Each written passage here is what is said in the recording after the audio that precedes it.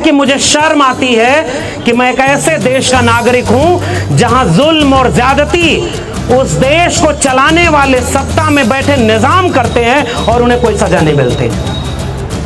मुझे शर्म है इस बात की कि एक राष्ट्र बनने की प्रक्रिया में आपके ऊपर जिम्मेदारी थी कि इस राष्ट्र में जो लोग जुल्म और ज्यादती कर रहे हैं उनसे रक्षा करने के लिए पुलिस और सेना होगी। मगर मुझे शर्म आती है कि यहां वो लोग इस देश के नागरिक बैठे हुए हैं जिनका आरोप है कि उनके ऊपर जुल्म और ज्यादती इस मुल्क की सेना और पुलिस कर रही है। अभी उस दिन का इंतजार करिए कि कुछ दिन बाद इसे विश्वविद्यालय में अगली धर्म संसद लगाई जाएगी और कहा जाएगा कि 2025 में कैसे इसे अखंड भारत और हिंदू राष्ट्र बनाना है और इस विश्वविद्यालय में उसका भी स्वागत किया जाएगा। और आपका विकास केवल इतना है कि उस जल जंगल जमीन को उनसे छीन लो, उसके लिए भले आदिवासियों को गोली मारनी पड़े, बलात्कार करना पड़े, उनकी बस्तियों को जला देना पड़े, वो सब जायज है। कैसे इस बात पर गर्व कर ले कोई भारत का नागरिक? केवल तिरंगा लंबा बड़ा बड़ा तिरंगा फहरा करके केवल दिखावा किया जा रहा है। और वो लोग दिखावा कर रहे हैं जिन्होंने 2003 तक अपने मुख्यालय पर तिरंगा नहीं फहराया और आज वो आपसे कह रहे हैं तिरंगा नहीं फहराओगे तो तुम देशद्रोही हो। कभी सोचिए इस बच्चे के मनोविज्ञान पर क्या गुजर रही होगी जिसे दिखाना पड़ता है कि मेरे हाथ की 3 उंगलियां मेरे बचपन में काट दी गई और जिसने काटा वो बेगुनाह घूम रहा है और जो हमारे लिए हक की लड़ाई लड़ा उस पर 5 लाख रुपए का जुर्माना लगा दिया गया। क्योंकि राष्ट्र किसी की जबरदस्ती बनाने से बनता ही नहीं है। राष्ट्र साझा सुख और साझा दुख से बनता है। और आज इस मुल्क में उस कोने से आए हुए आदिवासी हमसे सवाल पूछ रहे हैं, भाई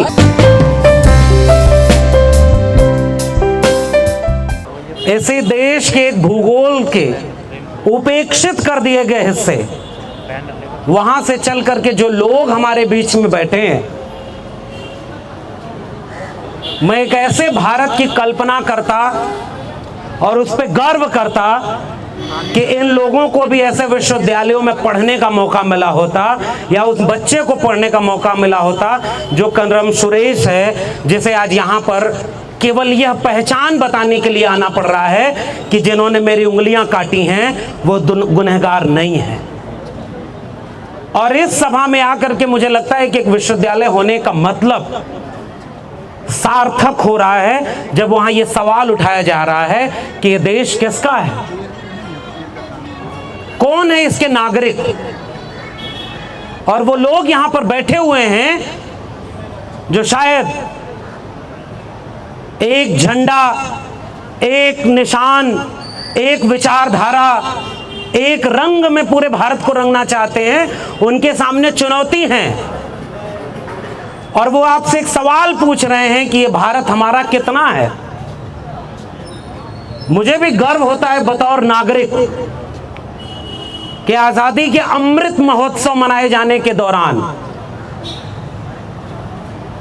इस बात को अब सरकारें आपके सामने कह रही हैं कि आप गर्व करिए कि आप भारत के नागरिक हैं।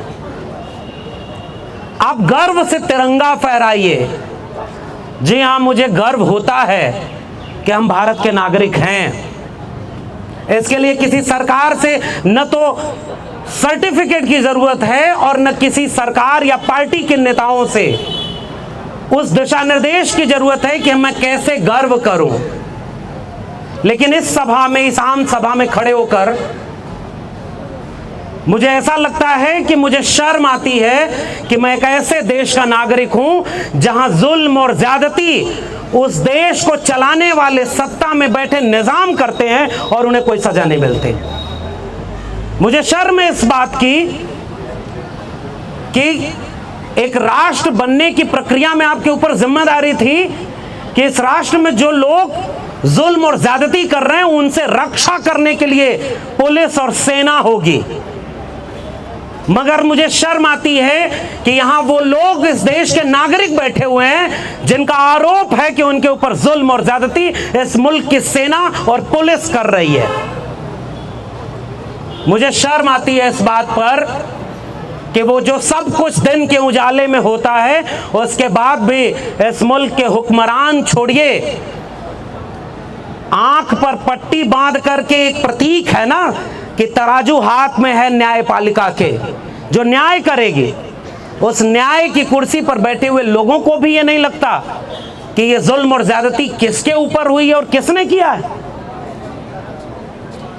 फिर मुझे याद आता है कि ये कोई नया तो नहीं है।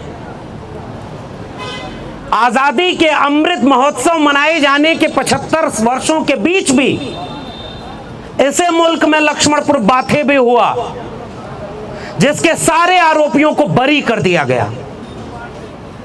वहां दलितों की बस्तियां जला दी गई, लेकिन गुनहगार कोई नहीं है। ऐसे मुल्क में शंकर बिगहा हुआ, बेलछी हुआ, नेल्ली का नरसंहार हुआ, कौन जेल में है? वैसे ही बस्तर हो रहा है, वैसे ही गोमपाड़ा के लोग आए हुए हैं और वे भी वही सवाल पूछ रहे हैं कि वो जो 17 लोग मारे गए वो किसकी गोलियों से मारे गए, किसने उन्हें मारा है। और तो और जिन्होंने उस बात के लिए न्याय की उम्मीद की, वही सबसे बड़े गुनहगार बना दिए गए। यानी अब आप न्याय मांगेंगे तो सबसे बड़े गुनहगार आप हैं। इसलिए मुझे शर्म आती है कि मैं भी इसी देश का नागरिक हूं, और चूंकि मैं एक जिम्मेदार नागरिक होना चाहता हूं, इसलिए मैं ये अफसोस के साथ, शर्म के साथ कह रहा हूं कि जी हां, इसी भारत के उस इलाके में ये सब हो रहा है जहां आप कभी भारत के नक्शे को अगर बनाएं। हम लोग भी अभी सरोजगिरी बोल रहे थे कि जो सबसे बड़ा इम्तिहान आज भी इस देश में माना जाता है, हम लोग जिस इलाके से आते हैं वहां तो पैदा होते ही लड़कों को कहा जाता है कि जाओ IAS IPS बनो, सबसे बड़ी नौकरी है।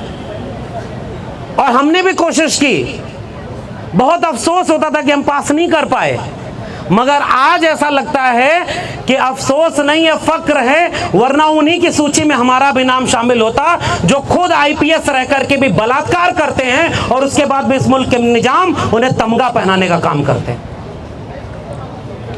ये सबसे बड़ी विडंबना है इस मुल्क की, और इसलिए यह सवाल यहां से पूछा जाना चाहिए कि उसी UPSC की तैयारी करते वक्त हम लोग पढ़ते थे कि आप भारत का नक्शा जब बनाएंगे तो उस भारत के नक्शे में खनिज संपदा का जो इलाका आएगा, जितनी दूर वो खनिज संपदा भारत के नक्शे में अपनी जगह घेरती है, वो सारा इलाका वही इलाका है जहां आदिवासी अपनी जगह रखते हैं। यानी जब तक आदिवासी हैं वहां, तब तक वो खनिज संपदा लूटी नहीं जा सकती। केवल और केवल युद्ध इतना ही है। ये युद्ध एक ऐसे आजाद भारत में उन सभी नागरिकों को उनका हक दिलाने का नहीं है कि हम विकास करने के लिए आपके इलाके में सड़क बनाएंगे और आपका हम विकास करना चाहते हैं। ये कैसा विकास है साहब? आप जिसका विकास करना चाहते हैं वही लोग कहते हैं कि ये हमारा विनाश है। आप किसानों का विकास करना चाह रहे थे, किसान सड़क पर बैठ गए, 713 से ज्यादा किसानों की शहादत होनी पड़ी। उन्होंने कहा जो विकास आप हमारा करना चाहते हैं वो विकास नहीं चाहिए, किसानों को चाहिए ही नहीं, आप उनका जबरदस्ती विकास कर रहे हैं। जैसे हम इसी विश्वविद्यालय परिसर में हैं और यहाँ एक नई शिक्षा नीति लागू कर दी गई है कि आजादी का अमृत महोत्सव मनाने के दरमियान अब एक नई शिक्षा नीति लागू होगी जो छात्रों, शोधार्थियों और शिक्षकों के जीवन में क्रांतिकारी बदलाव लाएगी। और छात्र, शिक्षक जागरूक, वो कह रहे हैं कि भाई ये हमें नई शिक्षा नीति नहीं चाहिए, ये हमारा विकास नहीं, विनाश करने वाली शिक्षा नीति है। कैसा विकास आप करते हैं? और वैसा ही विकास आप कर रहे हैं आदिवासियों के ऊपर कि हम तो सड़क बनाना चाहते हैं। साहब एक बार पूछो तो सही कि आदिवासी मांग क्या रहे हैं। और ये देखिए, जैसे शिक्षकों में भी बहुत सारे शिक्षक प्रोफेसर यहाँ ऐसे हैं ना जो यहाँ अखंड भारत कैसे बनाया जाए इसका सेमिनार करेंगे, उसके लिए विश्वविद्यालय परिसर में छूट है। और इसी जगह पर अगर इस तरह का कार्यक्रम किया जाएगा तो पुलिस प्रशासन, विश्वविद्यालय वो आपसे कहेगा कि ये विश्वविद्यालय में नहीं हो सकता। अभी उस दिन का इंतजार करिए कि कुछ दिन बाद इस विश्वविद्यालय में अगली धर्म संसद लगाई जाएगी और कहा जाएगा कि 2025 में कैसे इसे अखंड भारत और हिंदू राष्ट्र बनाना है, और इस विश्वविद्यालय में उसका भी स्वागत किया जाएगा। इसलिए यहां पर खड़े होकर के मैं ये सवाल पूछता हूं कि जो खनिज संपदा जितनी जगह उस भारत के नक्शे में घेरती है, उतनी जगह तो आदिवासी भी घेरते हैं, और आपका विकास केवल इतना है कि उस जल जंगल जमीन को उनसे छीन लो। उसके लिए भले आदिवासियों को गोली मारनी पड़े, बलात्कार करना पड़े, उनकी बस्तियों को जला देना पड़े, वो सब जायज है। कैसे इस बात पर गर्व कर ले कोई भारत का नागरिक? केवल तिरंगा लंबा बड़ा बड़ा तिरंगा फहरा करके केवल दिखावा किया जा रहा है, और वो लोग दिखावा कर रहे हैं जिन्होंने 2003 तक अपने मुख्यालय पर तिरंगा नहीं फहराया, और आज वो आपसे कह रहे हैं तिरंगा नहीं फहराओगे तो तुम देशद्रोही हो।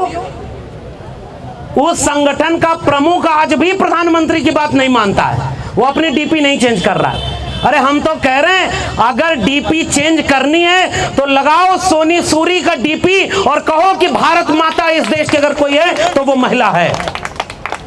और इसलिए सोनी सूरी की उस बात से मैं अपनी बात जोड़ता हूं, जो किस्सा उन्होंने उस आदिवासी महिला का सुनाया।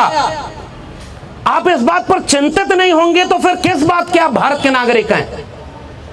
वो सवाल पूछिए कि उसने माओवादी एक तरफ, पुलिस प्रशासन एक तरफ, और उनके बीच में वो तिरंगा लहरा रही थी कि हम काला झंडा नहीं फहराएंगे, हम तिरंगा फहराएंगे।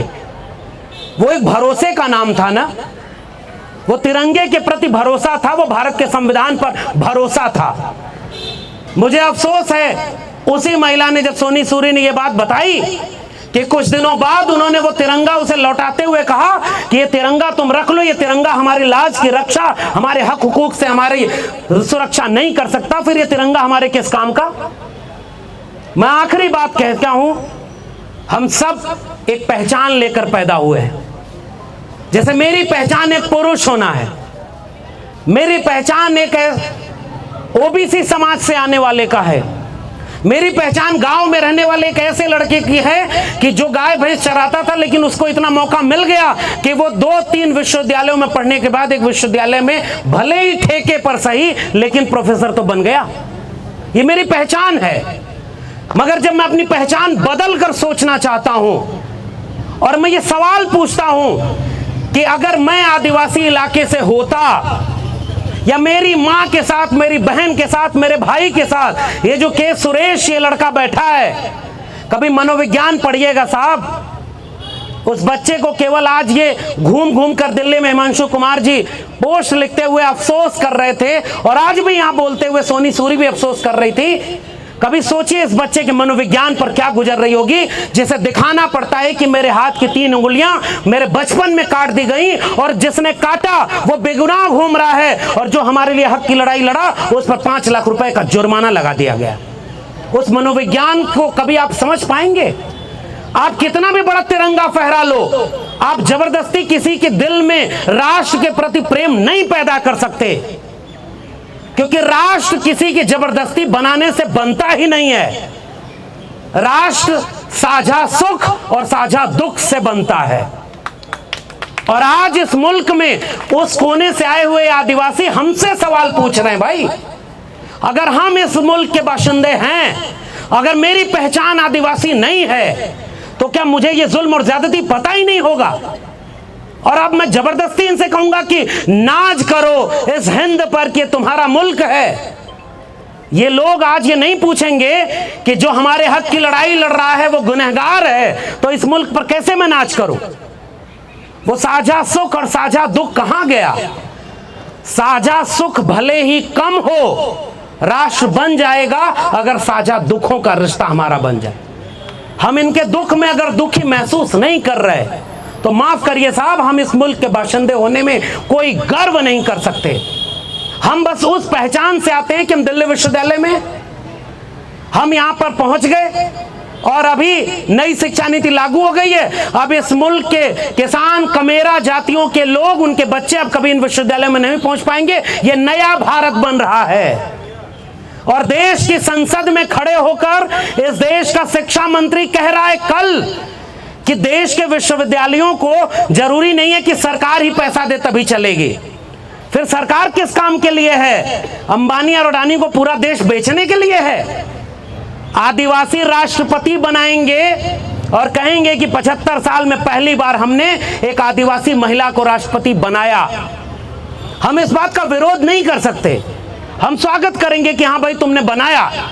लेकिन जब नॉमिनेशन हुआ उस महिला का राष्ट्रपति पद के लिए, उसी समय वो ग्राम पंचायत अधिनियम जो ये शर्त रखता था कि आदिवासियों की कोई जमीन ग्राम पंचायत से बिना सहमति के नहीं छीनी जा सकती, उसमें संशोधन कर दिया गया और अब कोई भी सरकार विकास के नाम पर उनकी जमीन छीन लेगी। ये है नया भारत। इसलिए आपको दिखाया जाएगा कि मैंने एक दलित को राष्ट्रपति बना दिया, मैं ओबीसी प्रधानमंत्री हूं। ऐसा ओबीसी प्रधानमंत्री है जो आज तक कभी मंडल कमीशन के नाम ही नहीं लेता है, जाति जनगणना होनी चाहिए इसका नाम ही नहीं लेता है। वो केवल चुनाव में याद करता है कि मैं ओबीसी हूं, बाकी समय वो कहता है गर्व से कहो मैं हिंदू हूं और मुझे 2025 तक हिंदू राष्ट्र बना देना है। ये कौन सा मुल्क है भाई? मेरा सवाल इस मुल्क के आजादी के 75 वर्ष मनाए जाने के दौरान है, और यह सवाल पूछना कोई भी गुनाह नहीं है, क्योंकि यह हक हमें इस देश का संविधान देता है। जितना बचाए उतना ही।